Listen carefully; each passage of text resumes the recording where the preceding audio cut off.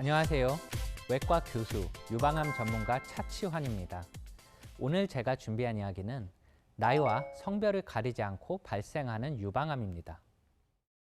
국내 여성암 1위로 꼽히는 유방암. 유방암은 유방에 발생하는 모든 악성 종양으로 주로 여성에게 발생하지만 드물게 남성에게도 발견된다.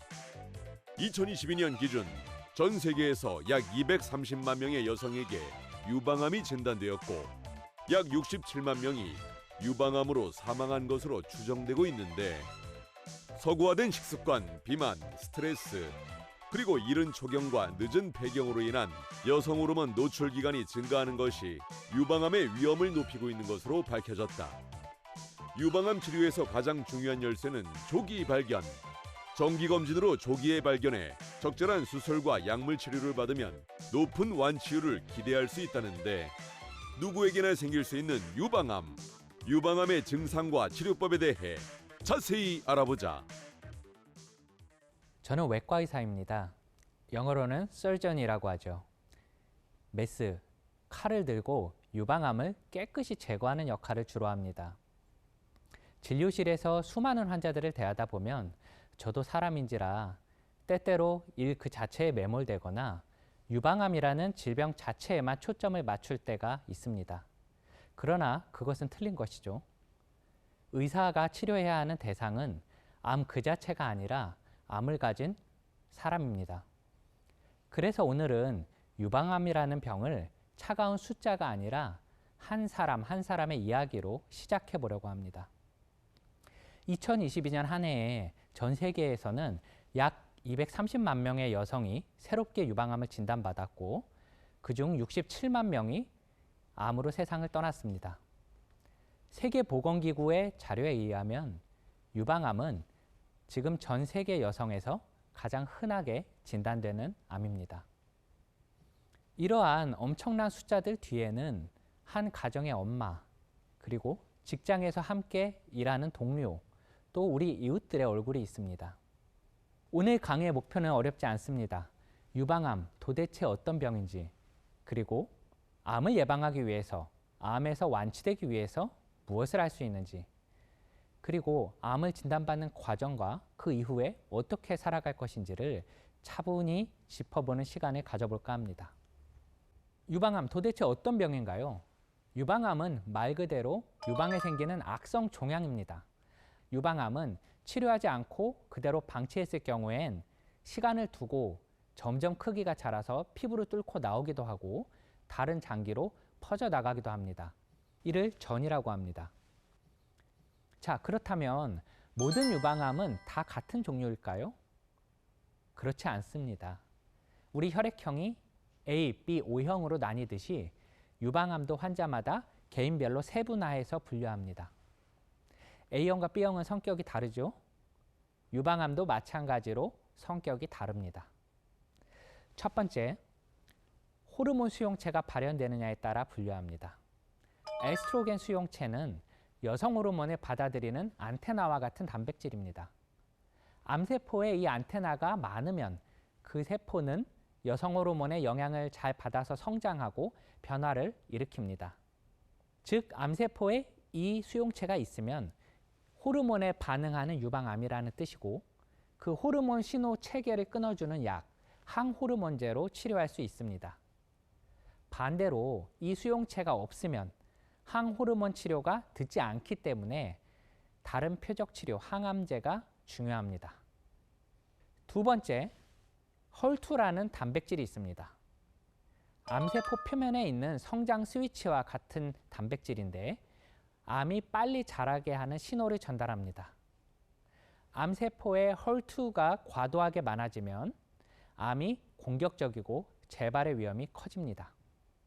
전체 유방암의 20% 정도가 이에 해당하고, 헐투의 성장 스위치를 꺼주는 것으로 알려진 표적 항암제들로 직접 공격해서 치료해야 합니다. 과거에는 매우 예후가 나빴지만 최근엔 많은 신약들이 표적 치료제로 개발된 덕분에 생존율이 크게 향상됐습니다. 자, 세 번째는 삼중음성암이라는 종류가 있습니다. 가장 고약한 유방암의 종류인데 앞서 말씀드린 수용체와 헐투가 모두 없는 환자들입니다. 전체 유방암의 10%를 차지하는데요. 세 가지 수용체, 그러니까 안테나가 전부 없기 때문에 항호르몬 치료라든지 헐투 표적 치료가 전혀 안 됩니다. 특히 40대의 젊은 여성에서 많고 브라카 유전자라는 유방암을 일으키는 유전자 돌연변이와 연관이 깊습니다. 3중 음성암은 암이 빨리 자라서 재발과 전이의 가능성이 큽니다. 최근에는 면역항암제를 적극적으로 사용해서 과거에 비하면 치료 성적이 점차 좋아지고 있습니다. 그렇지만 여전히 3년 이내에 조기 재발의 위험이 매우 높습니다. 한마디로 정리하자면 3중 음성암은 치료 선택지가 좁고 공격적인 타입이기 때문에 항암 치료가 주된 치료 전략인 암입니다. 따라서 진료실에서 환자들에게 설명할 때 저는 단순히 유방암입니다 라는 한마디로는 부족하고 호르몬 양성입니다 혹은 헐투 양성이에요, 3중 음성 타입입니다 라는 이름표를 환자별로 꼭 같이 설명드립니다. 이 이름표에 따라서 필요한 치료 전략과 재발 확률이 아주 달라지기 때문입니다. 그렇다면 왜 이렇게 유방암이 많을까요? 진료실을 찾는 환자분들이 종종 제게 물어보십니다. 제가 뭘 잘못해서 유방암에 걸린 건가요?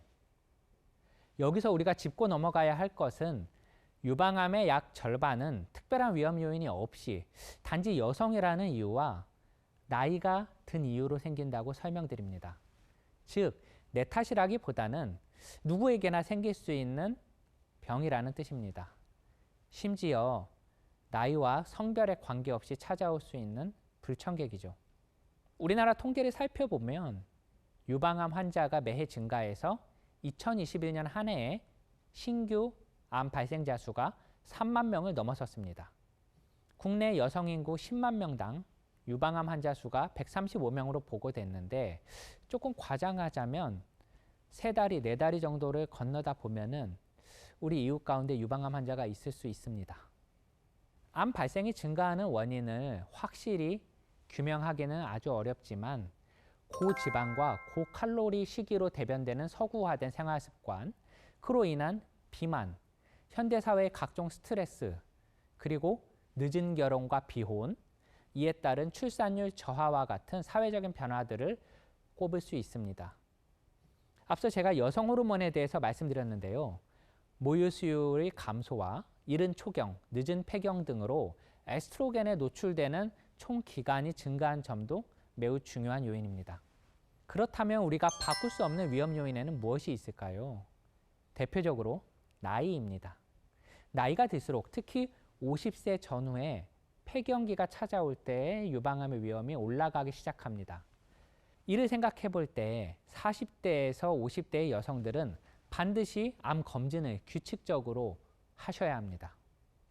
두 번째는 바로 가족력이죠.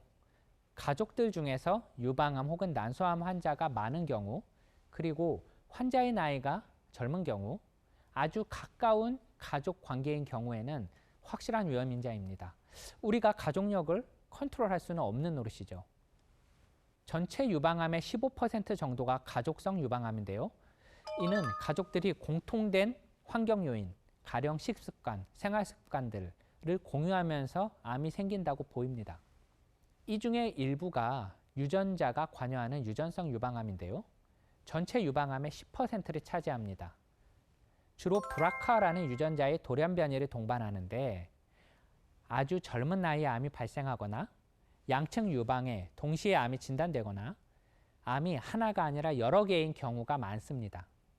브라카 유전자의 돌연변이가 있는 경우에는 70세까지 암이 발생할 확률이 49%, 난소암이 발생할 위험은 25%에 달합니다. 이러한 이유로 확실한 가족력이 있다면 적극적으로 검진을 해야 하고 유전 상담을 받으실 걸 추천드립니다. 자, 그렇다면 우리가 고칠 수 있는 위험 요인들에는 어떤 것이 있을까요? 음주와 흡연, 비만, 그리고 운동 부족을 들 수 있습니다. 특히 살찌는 게 중요한 이유는 폐경기가 되고 나면은 여성 호르몬인 에스트로겐이 지방 조직에서 주로 발생하기 때문입니다. 폐경기 이후에 살이 찔수록 혈중 에스트로겐의 농도가 올라가기 때문에 암이 생길 위험도도 상승한다고 알려져 있습니다. 그리고 갱년기 호르몬 대체 요법에 대해서도 들어보셨죠? 얼굴이 화끈화끈하고 팔다리도 쑤시고 이런 갱년기 증상을 줄여줄 수 있는 호르몬 약들은 사실 장기간 복용하면 암의 위험도가 올라갑니다. 그래서 약을 드시기 전에 반드시 장단점에 대해서 전문가와 상담해보고 결정하셔야 합니다. 그런데 말입니다. 흥미로운 사실은 남자들도 유방암에 걸릴 수 있어요. 어찌 보면 당연한 얘기죠. 남자도 가슴이 있잖아요. 남성에게 생기는 유방암의 특징은 이렇게 통증을 동반해서 유두 주변에 만져지는 멍울을 주증상으로 하는데요.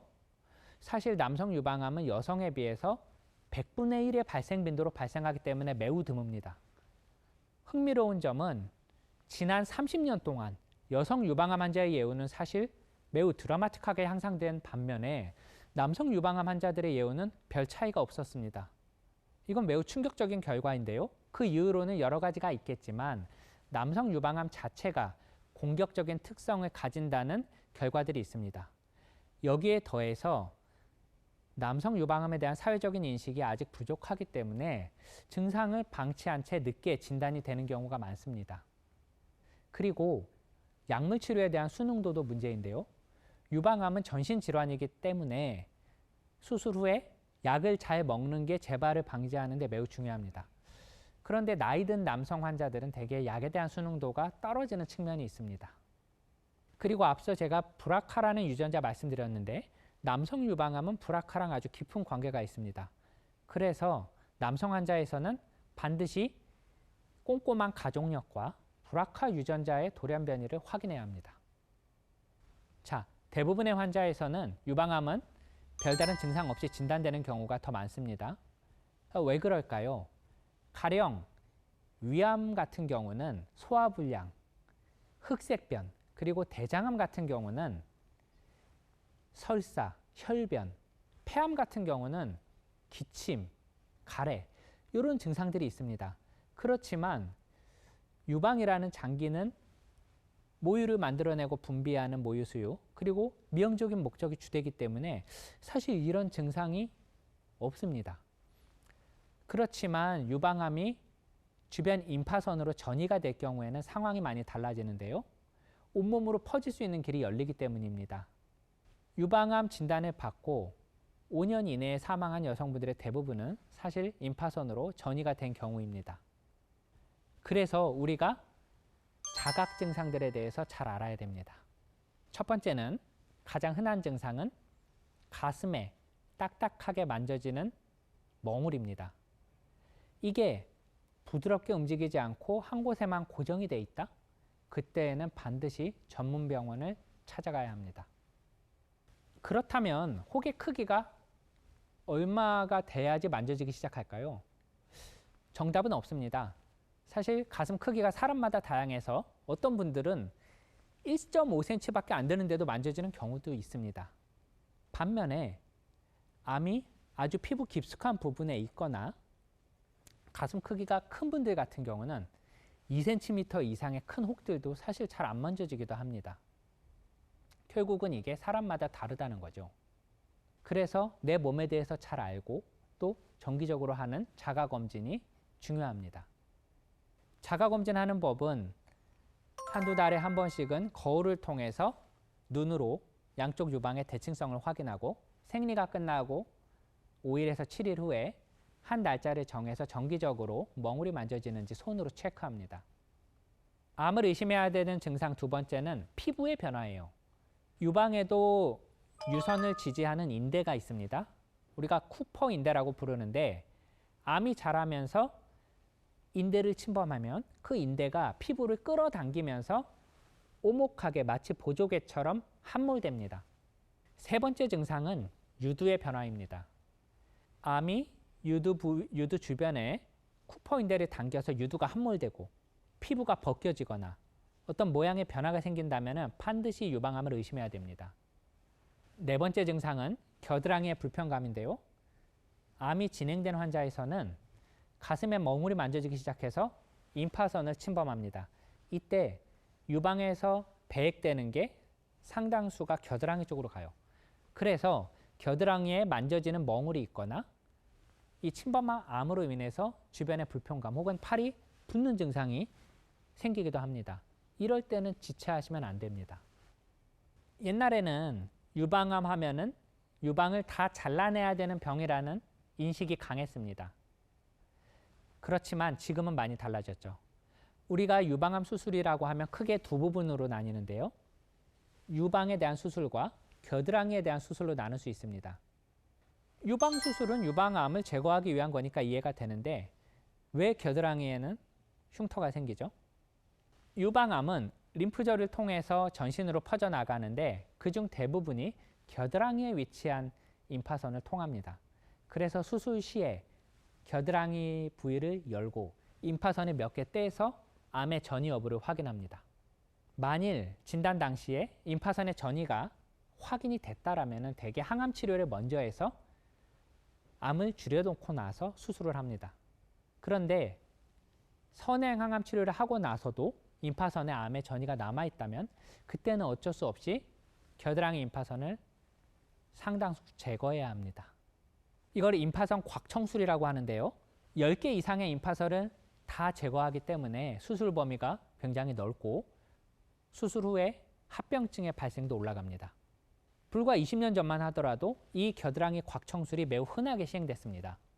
그런데 항암 치료제들의 눈부신 발전과 함께 방사선 치료가 차지하는 역할이 점차 커지게 되면서 이 겨드랑이 수술을 생략해도 안전하다는 결과들이 나오기 시작했습니다. 수술 흉터가 하나로 줄고 수술에 따른 합병증을 피할 수 있다면 환자의 삶의 질을 향상시키는 것이고 그게 바로 의료의 발전입니다. 그렇다면 유방수술에 대해서는 어떨까요? 유방수술은 크게 부분절제, 전절제로 나뉩니다. 이것은 암의 범위에 따라서 결정이 됩니다. 예를 들자면은 의심스러운 미세석회화가 쫙 깔려 있거나 MRI상에서 음영이라고 하는데 이게 넓을 경우에 혹은 피부 주변에까지 암이 번진 경우에는 어쩔 수 없이 전절제를 해야 합니다. 최근 각광받고 있는 로봇 내시경 유두보존 전절제술의 경우에는 5cm 정도의 작은 겨드랑이의 절개선 하나로 유방을 제거하는 수식인데요. 미용적인 장점이 매우 뛰어나서 앞에서 보면 흉터가 보이지 않죠. 그래서 예방적 절제술이나 혹은 조기 유방암에서 적극적으로 시행되고 있습니다. 그리고 저는 가급적이면 유륜 주변으로 절개선을 넣어서 흉터를 최소화하고자 하는데요. 유륜의 피부는 착색이 이미 돼 있기 때문에 1년만 지나도 수술 후에 흉터가 잘 눈에 띄지 않습니다. 이렇게 적극적인 미용 효과를 추구하는 이유는 여성성 때문입니다. 많은 환자들이 수술 후에 여성성 상실에 따른 우울감에 빠지곤 하는데요. 이는 치료 성적에도 영향을 미칠 수 있습니다. 저는 유방암의 기나긴 치료 여정에서 수술이 차지하는 첫걸음을 매우 중요하게 여기고 이를 통해서 환자의 삶의 질을 최대한 만족시켜 드리는 게 중요하다고 생각합니다. 유방암 치료의 두 번째 큰 축은 바로 전신 약물 치료입니다. 항암제를 포함한 약물 치료란 암세포가 수술로 제거된 부위 주변이라든지 눈에 보이지 않는 곳에도 있을 수 있기 때문에 약물로 몸 전체를 치료하는 방법입니다. 예를 들자면 혈관 그리고 골수에 숨어있는 아주 작은 암세포들을 죽이는 역할을 합니다. 그런데 항암제는 암세포뿐 아니라 건강한 세포들도 영향을 받을 수 있어서 부작용이 꽤 있습니다. 첫 번째 부작용은 호중구 감소증인데요. 호중구는 백혈구의 한 성분입니다. 이게 면역을 담당하기 때문에 호중구가 떨어지면 각종 감염병에 취약하게 됩니다. 항암 치료가 건강한 정상 세포들까지 무차별적으로 마치 미사일 공격처럼 공격하기 때문에 골수 기능 억제가 부작용으로 발생합니다. 우리 몸에서 골수는 건강한 백혈구 혈소판을 만들어내는 역할을 하는데 그래서 항암 치료 중에는 빈혈, 혈소판 감소, 호중구 감소가 흔하게 나타납니다. 두 번째 부작용은 말초신경통입니다. 바늘로 자꾸 찌르는 통증, 손발이 저리고 시리고 때로는 타는 듯한 느낌이 대표적인 증상인데요. 이는 항암제가 정상 신경세포를 공격하기 때문에 발생하고 종종 항암 후 1년까지도 지속되기도 합니다. 그래서 통증이 아주 심한 경우에는 삶의 질이 아주 낮아집니다. 세 번째는 구토, 구역질입니다. 특히 젊은 여성, 불안이 심한 환자, 멀미가 심한 환자에서 자주 발생하고 이를 예방하기 위해서 페퍼민트, 생강차 등이 도움이 된다고 알려져 있고 차가운 음식을 여러 번 나눠서 섭취하는 게 도움이 됩니다. 마지막 부작용은 탈모인데요. 사실 제일 중요하죠. 대부분 항암이 들어가고 나서 2주 후부터 시작되고 머리가 대개 완전히 빠집니다. 최근에는 탈모를 예방하기 위해서 두피 쿨링을 하기도 하는데요. FDA 승인을 받은 자동화 기계가 있습니다. 그 원리는 두피의 온도를 일시적으로 낮춰서 말초 혈관의 수축을 일으키고 그러면 항암제가 정상 모낭세포로 전달되는 걸 낮출 수 있습니다. 그래서 항암 시작하기 30분 전부터 쿨링하고 항암하고 나서 3시간까지 쿨링을 유지하면은 탈모를 어느 정도 예방할 수 있습니다. 이러한 부작용들 때문에 많은 연구자들이 항암이 불필요한 환자들을 찾아내고자 연구에 매진했고 그 결과로 유전자 검사법이 개발되기 시작했습니다. 대표적인 유전자 검사법인 옹코 검사와 맘마 검사는 각각 미국과 유럽에서 개발돼서 널리 사용 중인데요. 수술한 암에서 유전자를 일부 뽑아서 환자가 재발할 확률을 점수 혹은 그래프화해서 표시합니다. 이러한 검사들은 아직 건강보험 산정특례에 적용되지 않기 때문에 가격대가 매우 비싼데요. 고가임에도 불구하고 많은 환자들이 유전자 검사를 선택하는 이유는 그만큼 항암 치료가 힘들기 때문입니다. 아무리 비용이 비싸도 불필요한 항암 치료를 피할 수 있다면 그야말로 최선의 전략이라고 저는 생각합니다. 자, 이번에는 초기의 암 환자가 재발을 막는 데 도움이 되는 꿀팁을 전해드리고자 합니다. 제가 강조드리고 싶은 점은 적어도 1, 2년에 한 번은 반드시 검진을 받으셔야 한다는 거예요. 그 이유는 생존율과 밀접한 관계가 있기 때문입니다. 한국유방암학회에서 나온 자료에 의하면 2001년부터 2012년 사이에 수술을 받은 환자의 10년 생존율을 살펴봤더니 연기 환자들은 95%, 1기 환자는 92%에 달합니다. 2기부터는 84%, 3기 환자는 63%, 4기는 약 20%로 확연한 차이가 나죠. 이런 걸 감안했을 때 연기와 1기 환자의 예후는 매우 좋다는 사실을 알 수 있습니다. 암 환자의 재발을 막는 데 도움이 되는 첫 번째는 치료를 충실히 하는 데 있습니다. 제자리암 같은 경우는 항암은 하지 않지만 재발을 낮추기 위해서 방사선 치료를 하는 경우가 많습니다. 혹은 호르몬 수용체가 양성이면 타목시펜을 5년간 복용합니다. 이 과정에서 갱년기 증상이라든지 질출혈, 수면장애, 그리고 탈모와 같은 부작용들로 인해서 수능도가 떨어지는 경우가 있습니다. 수능도가 떨어지는 건 약을 잘 안 먹는다는 거예요. 특히 젊은 환자들에서 이런데 미국 자료에 의하면 많게는 40%에 가까운 환자가 타목시펜 수능도가 낮다는 사실이 보고된 바 있습니다. 이러다 보면 결국에는 암의 재발로 이어지고는 하죠. 다시 한번 강조드립니다. 의사의 처방대로 약을 잘 드시는 게 매우 중요합니다. 두 번째 꿀팁은 진단과 치료 과정에 있어서 유전자 분석 검사를 활용하는 것입니다.